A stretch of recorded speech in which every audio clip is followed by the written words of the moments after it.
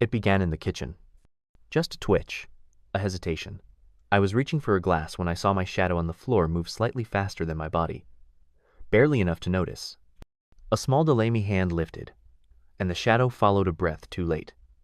But then it caught up, snapped into place. Normal again. At least, I told myself it was. For the next few days, it kept happening. The shadow didn't behave wrong all the time, only in passing.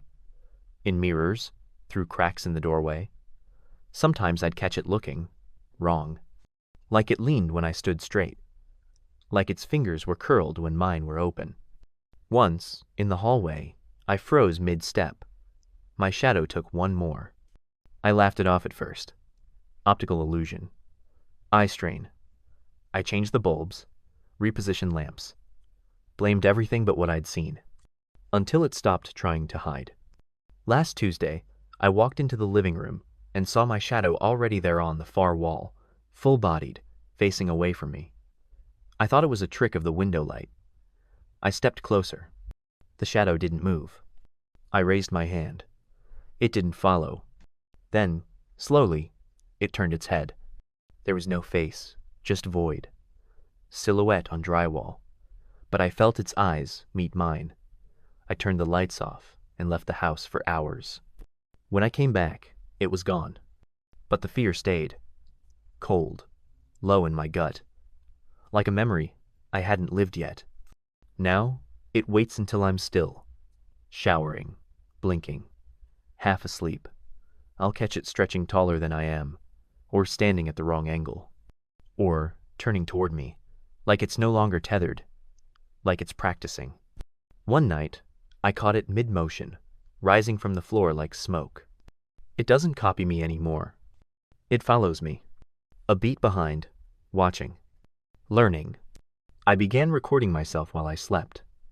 Set up a phone across the room, propped against a stack of books. The first few nights, nothing unusual. Tossing, sheets shifting. But on the fourth night, something changed. At exactly 3:12 a.m., the footage shows my shadow detaching. It pulls itself upward from the wall, lingers, silent. My body doesn't move. I'm still sleeping. But the shadow walks to the edge of the bed and stands over me. Just stands. For 4 full minutes.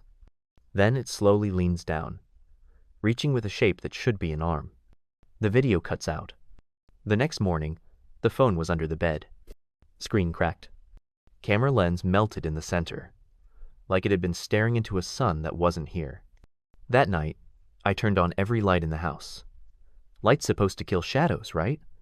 I kept every room blazing, but they only made it worse. More light meant more shadow. It had more surfaces to play with. I'd see it flicker through door frames, curl down hallways, multiply. I stayed awake all night, but at 5:06 a.m., I blinked. Just once. And when I opened my eyes, my shadow was gone. It didn't return until sunset. I was washing my hands when I saw it crawl back across the floor behind me, longer now, stretched, wrong. It reached my feet and froze, then slowly eased up my legs and settled in place like nothing had happened. But I felt it, like slipping into a suit that had been worn by someone else. And ever since then, I've been colder. My heart beats irregular. My breath fogs the mirror, even when the room isn't cold. And sometimes, when I walk past reflective surfaces, I don't see my shadow at all. I see it's moving just ahead of me, smiling, even when I'm not. Last night, I woke up in a different position than I fell asleep in, not just turned over posed. One arm bent over my chest, fingers curled into my shoulder, like they'd been clawing there. There were bruises this morning. Thin, perfect finger shapes like my own, but not quite. Today I stepped outside and saw footprints in the dirt behind me. Not beside mine. Not over mine. Just behind. Slightly deeper. As though someone invisible had been walking exactly in my steps a second later, all the way from the front door to the gate. And when I turned around to retrace them, there was no shadow at all. Not even from the sun. Just a dull patch of light where I should have been. Like the world had started forgetting I was here. Like it was remembering something else instead. Something that learned how to walk by watching me. And now, walks ahead. It began walking alone. Now it walks instead of me. At first, it was just mimicry, a delay, a twitch. But I've watched the evolution. It studied, practiced, stepped where I stepped, breathed where I breathed. And now, it doesn't wait anymore. It moves first. I haven't cast a shadow in almost a week. Sunlight passes through me like I'm thinner than I used to be. Not invisible, just less. I take up space, but not the right kind. My footsteps don't echo like they used to. My reflection doesn't blink when I do. And people, when they look at me, it takes them a second too long to register I'm standing there, like they have to adjust to see me. But they never miss the thing behind me. They glance past my shoulder, flinch at empty space, move aside for nothing. I've stopped asking what they see. I'm afraid one day they'll say, "It looks more like you than you do." I tried walking outside 2 nights ago. Just walking, nothing strange. Just being in my own body. But the streetlight ahead of me cast a shadow before I reached it. I froze. The shape extended from the corner. Taller than me. Arms longer, head tilted. It stepped forward into the light before I did. And then it turned back. Its hand lifted in a motion that could have been a wave, or maybe a warning. I turned around and went home. The next morning, I woke up with gravel in my shoes and dried blood on my heel. There was a note in the hallway, nailed into the wall. Not taped. Nailed. We walk better when you sleep. I started filming myself.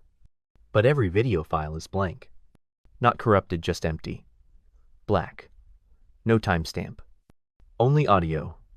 Soft footsteps, uneven breath, and something repeating under it all. A phrase layered under white noise, looping endlessly. Let it take the first step. I don't know how much I've given up already. Some days, I forget what my handwriting looks like. My name feels like a sound I heard in a dream. My memories come back backwards, scenes replayed in reverse order, or with the wrong voice narrating. And I keep finding things I didn't write. Journals with full entries in my tone. My cadence but describing places I've never been. People I don't know, but the details are perfect. Familiar, like I've read them before. Lived them in another life, or watched him live them. The shadow. My shadow. It's not attached to me anymore. It wears me. 2 days ago, I stopped feeling hunger. Water doesn't taste right. My own voice sounds canned. When I call people I know, they answer with hesitation. "You sound weird today." "Is everything all right?" "Why are you whispering?" I wasn't whispering. Not out loud. But maybe he was.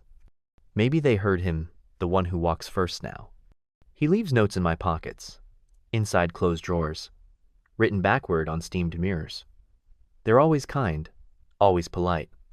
"Rest now, I've got this." "You look tired. Let me walk today." They don't know the difference. And the worst one, you were always meant to be a rehearsal. I tried confronting it. I turned on every light, found the one place in the house where light used to reliably force it onto a wall. I stood there and waited. But only its shadow showed up.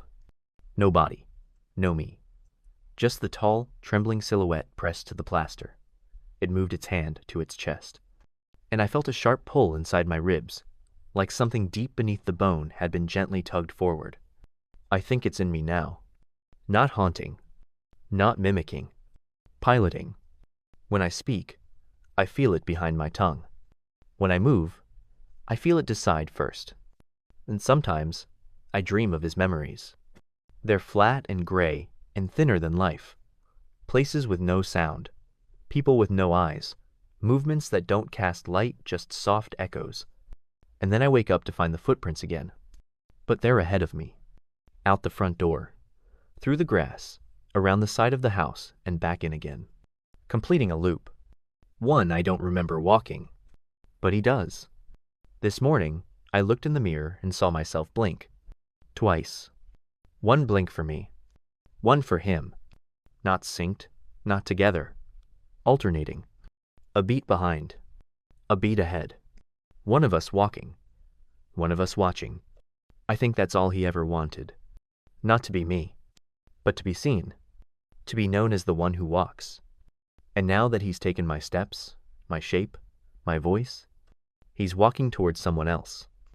So if you ever feel your shadow hesitate, if you notice it, watching you a little too closely, if it moves just before you do, please, for your own sake, don't follow it.